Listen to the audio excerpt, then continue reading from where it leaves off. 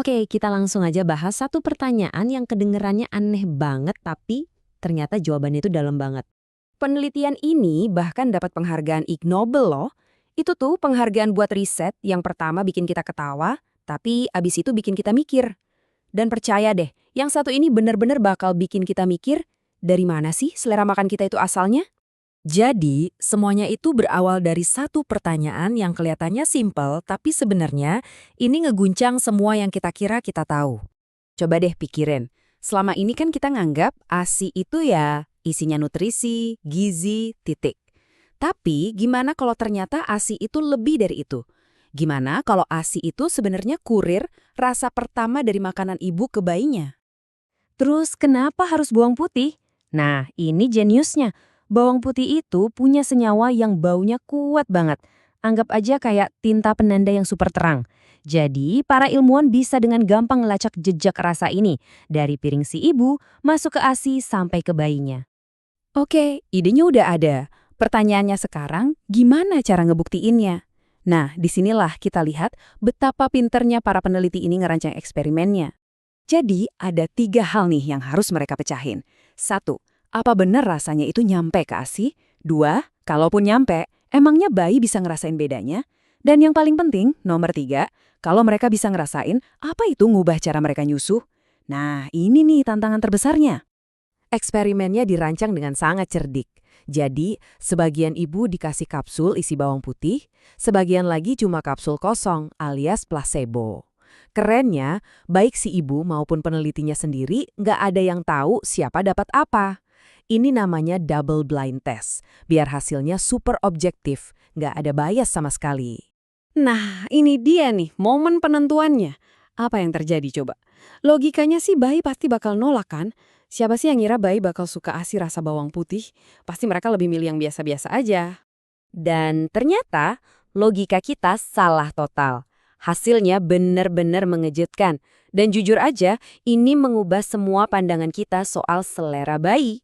Coba lihat deh perbandingannya. Kita kira bayi bakal nolak rasa bawang putih yang kuat itu.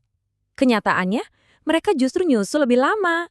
Alih-alih nggak suka, mereka malah kayak, ini rasa apa ya?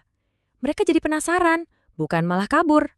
Dan ini angka yang paling penting. 0, bener-bener 0. Nggak ada satupun bayi yang menunjukkan tanda-tanda penolakan atau jijik. Sama sekali nggak ada. Mereka nggak benci rasanya. Mereka santai aja. Oke, jadi bayinya nggak nolak ASI rasa bawang putih. Terus kenapa? Apa artinya ini semua? Apa dampaknya buat kita? Nah, ini dia kesimpulan besarnya. Penelitian ini benar-benar mematahkan asumsi lama. Ternyata proses belajar suka dan nggak suka makanan itu bukan dimulai pas kita makan makanan padat. Bukan, itu semua udah dimulai jauh-jauh sebelumnya, sejak dari ASI. Coba deh bayangin alurnya. Makanan ibu kan ganti-ganti tiap hari. Nah, itu bikin profil rasa di ASI juga jadi berubah-ubah. Artinya apa? Bayi itu sejak dini udah mencicipi berbagai macam rasa.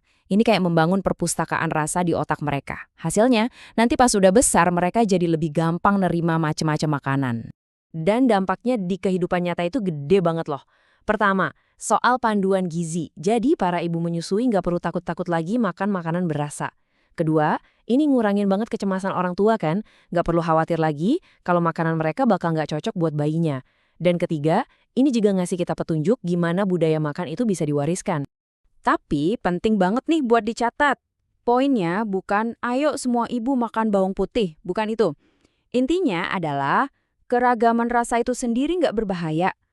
Paparan berbagai macam rasa sejak dini itu justru bagus, bukan sesuatu yang perlu kita hindari. Jadi dari penelitian yang awalnya bikin kita ketawa ini, ternyata ada warisan yang penting banget buat kita pahami tentang cara kita tumbuh dan dibesarkan. Ini ngajarin kita kalau pengasuhan atau nurture itu dimulai jauh sebelum kita bisa ngomong atau diajarin disiplin. Pengasuhan itu dimulai dari hal yang paling simpel, paling sehari-hari, dari makanan yang masuk ke piring seorang ibu. Bayangin deh, setiap rasa baru yang dicicipi bayi itu ibarat satu bata kecil. Satu bata yang mungkin jadi fondasi buat semua hal.